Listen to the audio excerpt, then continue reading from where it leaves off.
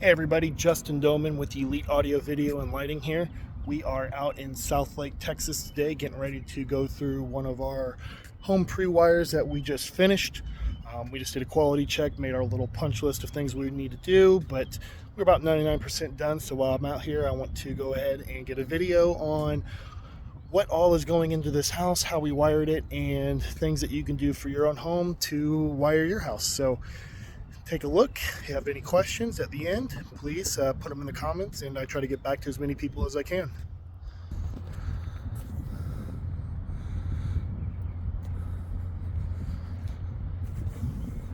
So, going into this house, we have a Control 4 home automation system going in. We have numerous Luma IP cameras. We have LED lighting, we have shades, we have security.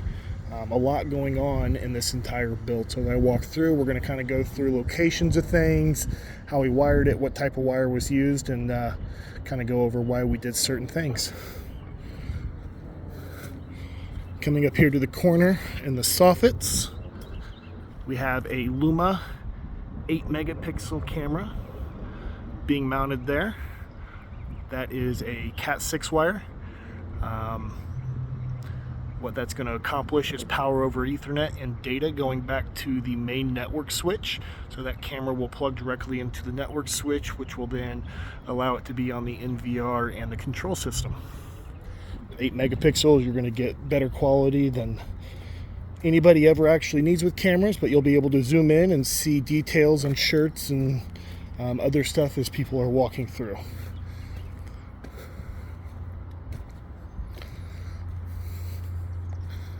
Coming up to the front door, we got our doorbell. It's going to be a Control 4 chime. We got the back box prepped, Cat 6 plugged into there. So what we'll be able to do is mount our chime on top of the stone that's going in, put a little bit of an angle on it so we're not looking directly at a post, and it will give us notifications whenever people walk up to our front door. When they push the doorbell, we'll see it on our Control 4 app, and then directly from there we can answer the call and do events inside the house, from custom programming to either unlock the front door, disarm the security system, turn on all the lights, do different things in case you have cleaners come over, friends and family come over, and you want to let them into the house. We have LED wiring coming down for vertical LEDs for just a little bit of effect. Placement, we're still waiting on exactly what we're doing there from our designer, but we got everything prepped and ready to go.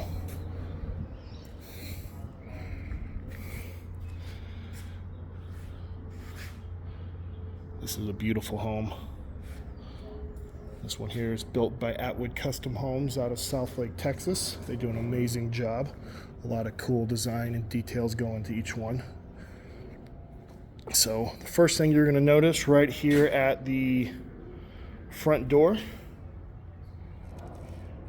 we only have one light switch. Typically at a front door, we're going to have 4 or 6 light switches for outdoor lights, indoor lights, entry, cans, sconces, but we're doing a Control 4 keypad lighting system. So everything will physically live upstairs in the home run room, and you'll have 6 laser engraved buttons right here that will be able to do, we'll call it outdoor lights, entry lights, stair lights, all on, all off, or different scenes, whatever we actually want to do. Coming over here, we have metal stairs. These have not been drilled yet, but these will be completely lit up. You can see our wire coming to our landing right here. We're just waiting on the metal guys to come in and do what we need there to make sure all this is pulled off. Whenever that's done, we'll have LEDs that go underneath each stair tread in a recessed track that will illuminate this and look just absolutely beautiful from the outside windows and from inside. Coming into, I guess it's the social gathering room. We've got a couple cool things going in here. We got speakers, we got shades, we got LED lighting, we got RGBW LED lighting behind the wine. Starting off here, At our shades, we've got a 16.4 running back to the home run. That will let our Screen Innovation shades plug directly into their power supply and control box, giving us the ability to raise and lower the shades, set them at 20%, 30%, put them on schedules, however we want to make them work. Coming up here, we have our Paradigm speaker brackets. We've got Paradigm speakers going through the entire house. These are going to be P65Rs, just to give this room just a little bit of sound. Kind of had to put them where we could fit in, just with all the linear vents and can lights and fire sprinkler details. You'll see this wood blocking. That's for my LED track. So up there we will have recessed LEDs that we put into the ceiling and custom make here on site. You can see all of our wiring up high and tight, up above. Try to keep it away from all the electrical. Coming into the dining room.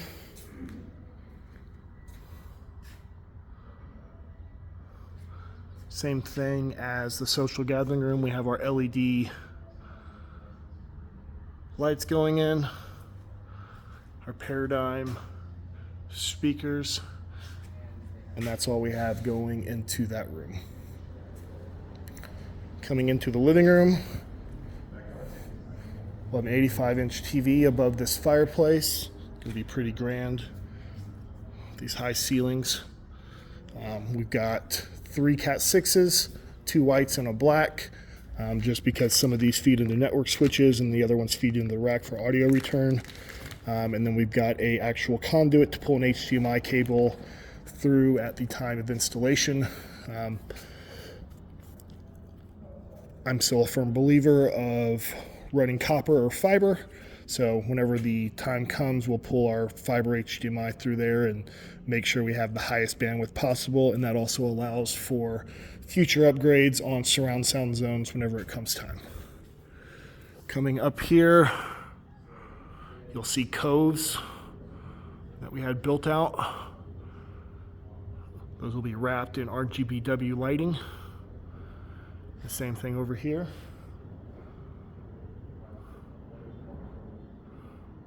To give this room a little bit of extra light, a little bit extra pop. We've got an in-wall sub going in right here. That's going to be a Paradigm 2 8-inch sub.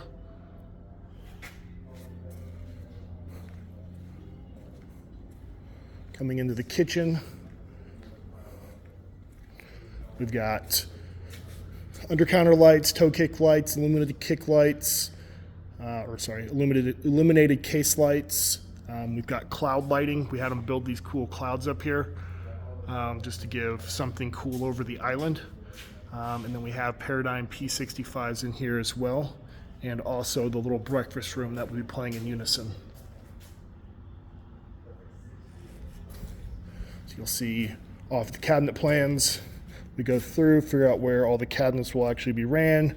We've got our 16.2s, we got our jumpers, everything we need to accommodate for the correct amount of wattage going through these LEDs. Is it high intensity? Is it cob? Just decorative light. It has a lot to do with the size of wire that we run and construction, just to make sure we don't have voltage drop and issues later on.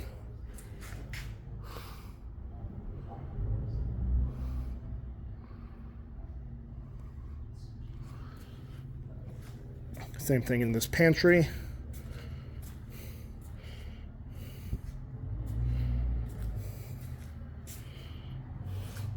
So you can see we have marked out plans for our UC light channels that we put in there, illuminated case, our floating shelves, and that kind of tells us exactly where everything is going to go to make sure that our wiring's in the right spots and we have exactly what we need.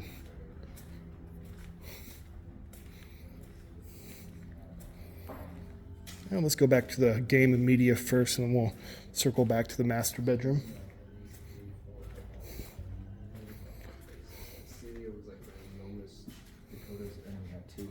Coming into the game room, We've got a very elaborate ceiling going in here.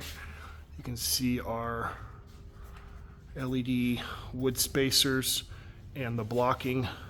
People ask me all the time, oh, can't you just cut these in after the fact? But some of these strips have to be perfectly straight. We have to put all that blocking into place to hold all this and the sheetrock once we put that in. But with the finished effect is just absolutely stunning. But there's a lot of work and a lot of planning that goes into this. What you're seeing here took us a day to wire and about 2 days as far as woodwork, laser work, and cutting all these strips and getting them into place. Coming on this wall, we have an 85-inch TV going here. And then we have zigzag wiring left and right for KEF CI 4100 speakers. It's a real thin profile in-wall speaker. It has 4-inch drivers and a nice tweet, super clear, detailed. They look great next to TVs. It's one of my favorite speakers that I sell. And then we have a Paradigm 2.8-inch subwoofer going right here to deliver the bass, because the 4-inch speakers still need a little bit of low-end detail. Coming in here, we've got floating shelves and cabinets. We've got our wiring at all of our shelf locations all measured out. We have our plans that we work with the cabinet guys on and the interior designers to make sure it's all right. And then once it's all right, we get in here and get it all wired, and they get all the things notched for us, routed, and ready to go. Coming in here into the media room, we got one more little revision that we have to have made here, but overall this room looks pretty good. I just have to put in a few speaker brackets that have not came in yet. We had this wall furred out to allow for actual speakers to go in, because behind you can see all the pipes, so I have everything going in, and the spacing was just absolutely terrible. Number one rule whenever you're doing speakers behind a screen, which we are, we have a 140-inch Screen Innovation Black Diamond slate going in. You want your center channel directly behind your screen, which in a normal build, that center stud is always directly in the center, so you're always off to the right, which always throws the sound stage off just slightly. So we had this wall furred out. We built this in Fusion 3D just to give them an exact measurements, everything they needed to know to actually build this out. And unfortunately, they still started in the middle and went left and right. So now we need to take that center stud out and just kind of slightly reconfigure it, but this will still work and it'll be just fine. But we have 3 KEF CI 3160 RLs going in here and 2 JL Audio Fathom in-wall subwoofers that will all be behind the screen for our front stage. The back of the screen will be lit. We got our RGBW cables there to give it the effect. Designed some cool columns to go in here. There will be a front piece of MDF that goes about 2 inches past this framing. You see our wiring in place. It'll physically hold the LEDs that you won't see. We have 4 of those. And then we saw something cool just the other day in another theater that I'm going to incorporate into here.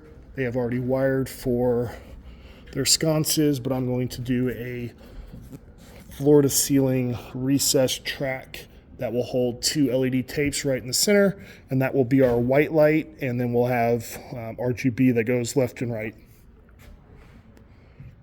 We got a Sony laser, I believe it's the 6000 projector going in. That's what's spec'd right now, so if the model changes before then, we'll change it out. And then we've got our overhead KEFs in place, and our side KEFs go in place. So we'll have a 5.2.4 system going in out here at Atmos. Coming out to the patio, got a really cool backyard. It's actually big for this South Lake, West Lake area and the area that we're in. So nice sized pool and still have some room to actually let your dogs out and there's room to run. Got a TV going up there in the corner. We got our 3 cats. We got it all shrink wrapped. We got our low voltage high box going in.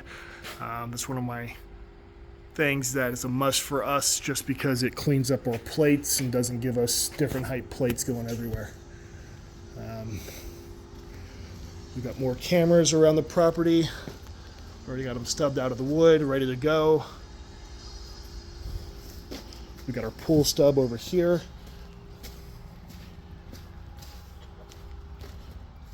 We've got a James loudspeaker bollard system going in. Just absolutely incredible sound. It's some of the best outdoor stuff that I've heard. That and Coastal Source. It's going to be 2 8-inch woofers, and it has 4 tweets built into it as well.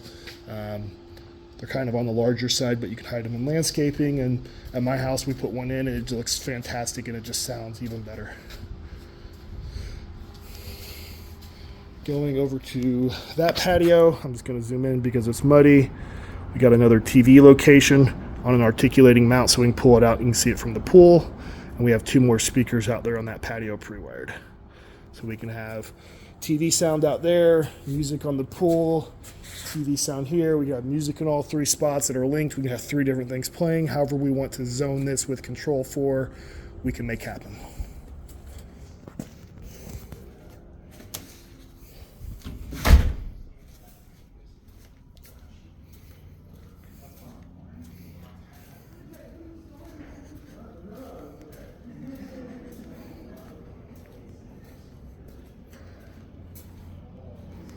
Coming out here to the garage. Most people don't put anything in garages. We do. I run a Cat 6 to all the garage doors. That just allows me to run a Cat 6 from and just use the pairs to plug into the main brain of the Control 4 processor to allow to open and close the garage doors remotely without having additional parts or workarounds. Coming into here, we've got multiple locations for cabinet lighting.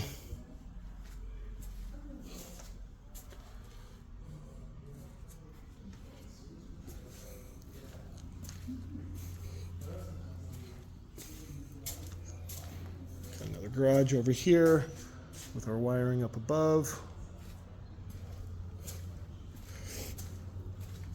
Got a prayer room back here. We got multiple shelves. These are all going to be RGBW color.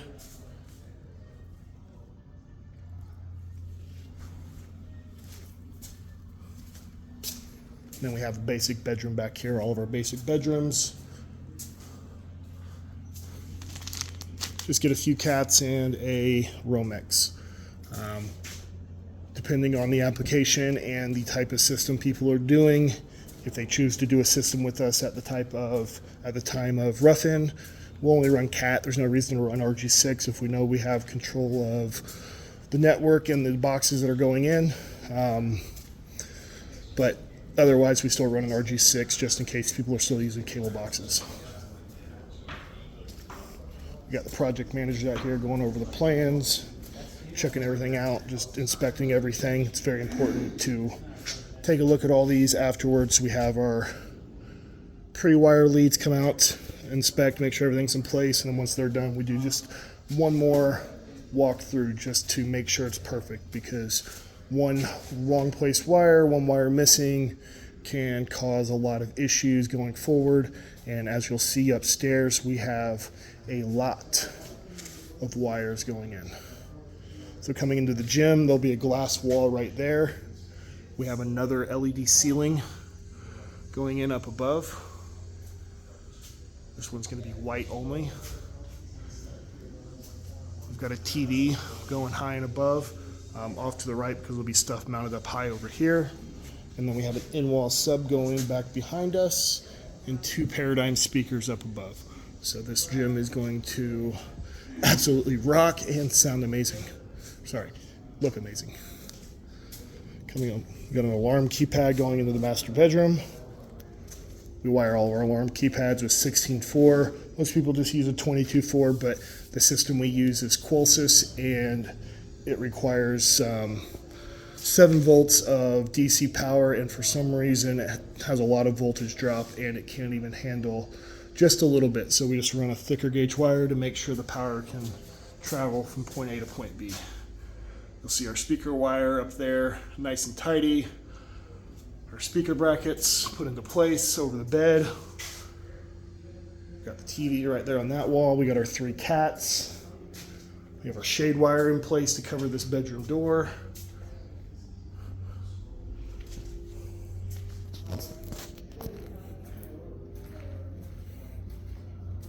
Coming in here to the bathroom, we got behind the mirror LEDs going in here. We got a shower shelf going in here, which you can see in some of our other videos.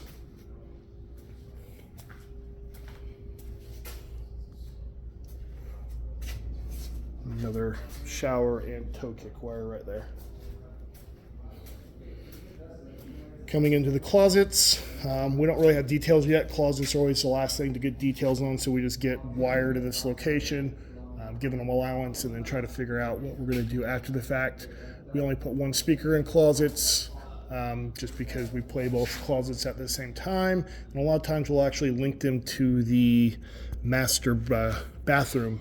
That way the entire suite is just playing in the morning whenever you're going from bathroom to your closet. Otherwise, I find that the closet speakers just don't really get used. We got another 16.4 up there. Closet wiring there.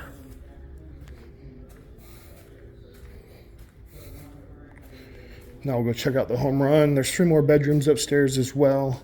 Those only have TVs.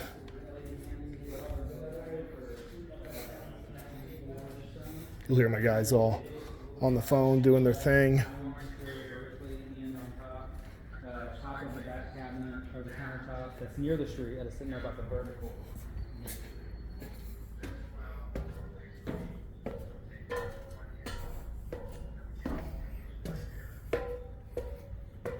Oh, I can't get up this way. Yeah.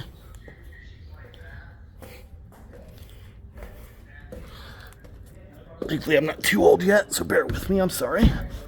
Ugh.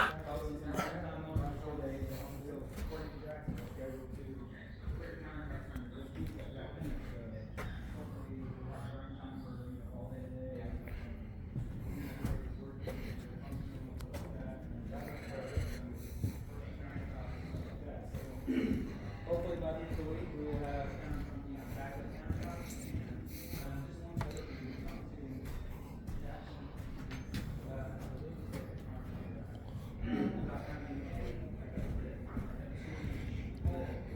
Got a little shelf area here. Got LED wires in place.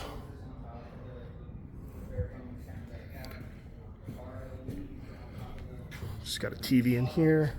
If they want to add a Sonos soundbar, they can later on. It's just for the kids to watch their TV. Don't have any LEDs going in here. Just double checking while we walk by it. This is the last bedroom.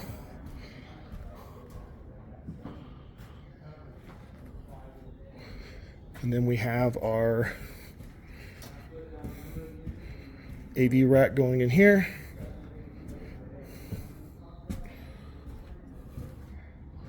And this is where all of our wiring comes back to.